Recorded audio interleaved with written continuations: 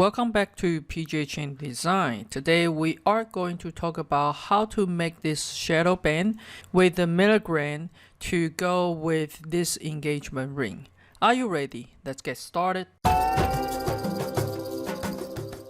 If you'd like to get this engagement ring to follow along the tutorial to make this matching band, please go ahead to sign up our mailing list and download the STL practice file.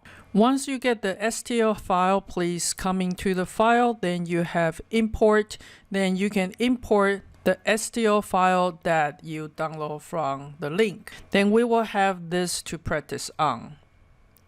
We're going to come to the top view. You may notice that this a little bit bumped because the middle stone is a little bit bigger. So if you are going to make a ring band is completely flat, it may have a gap over there. So our goal today is to make a matching band that will compensate with the curvature over here. That's coming into the top view, and we are going to draw something like that. Let's go ahead to draw a straight line. And I'm coming over here, the stone in the middle is a cushion shape. I'm gonna come in here with a rectangle corner. Make sure you're starting with the center, snapping into the 0, and I want to hold the shift key so we'll get something like this to be square. And then I can kind of moving in and out to get really close to what I have over there. We are going to pick up those both of a curve, and let's go ahead to trim the part that we don't need it. And all we need to do is click join. I'm also going to lock this one so we won't accidentally to click it.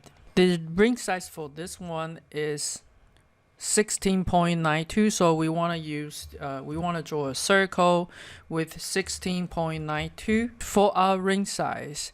After we draw that curve, we want to come back to look at this one. Try to avoid really sharp angle over here, so I'm going to use a fillet and giving something a very big fillet, maybe like 2, and click here and here to make it a little bit smoother.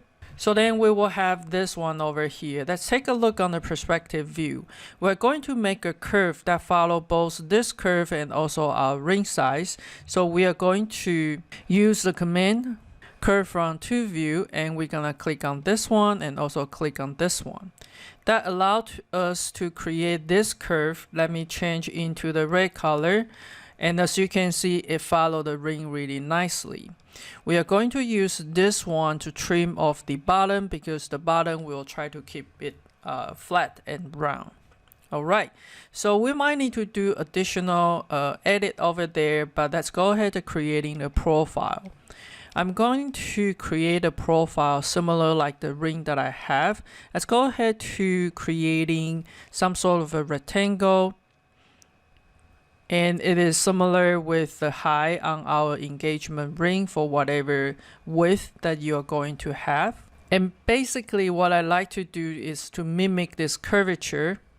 So I'm going to using the arc tool, snapping here and snapping right in the midpoint. Using that to trim off the extra over here and here. Let's go ahead to join this together. And then we are going to use the fillet corners, and for something really small like 0.2 to make it nice and round the edges. I might want to increasing the thickness just a little bit to make it more close to the original ring shank. Okay, so now we have that one. Let's go ahead to mirror to the other side by typing the 0 as our axis. So now we have this one, we can give it a try. We are going to use the sweep 1 rail. This is the rail, this is cross section 1 and 2. And we want to make sure that they align the same place, so that's moving to inside of the ring shank. The arrow has to face the same direction, and we will have something like that. Be really careful about this area. You do not want them to shape to fold it back to itself, which is happening right here. So the way to avoid it is you can make this curve is a little bit even smoother, so that way you can avoid it. So what we're gonna do is we are going to making a copy of this red color curve, and we are making a copy from the point over here to the point over here.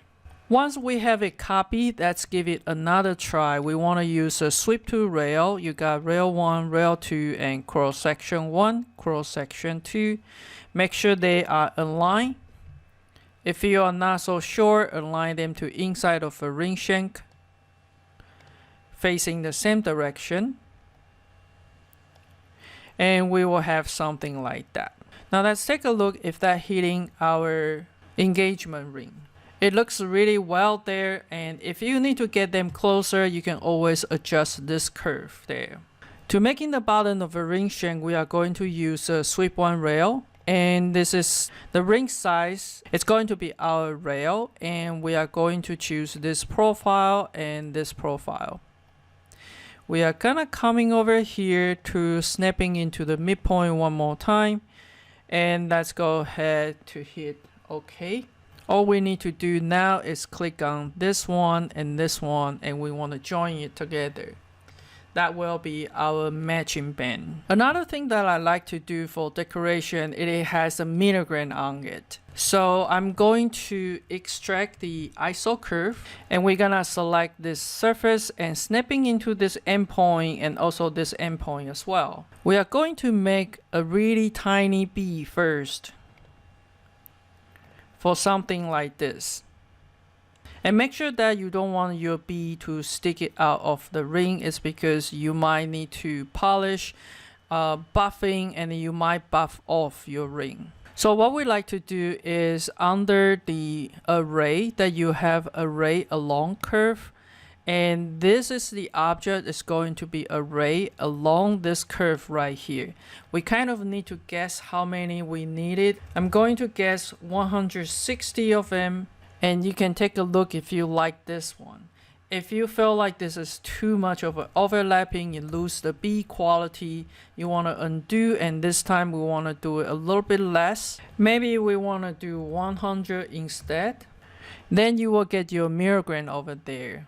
I want to group them temporary, and also making a copy from here, holding my shift to get somewhere around here, so I don't have to array along the curve again.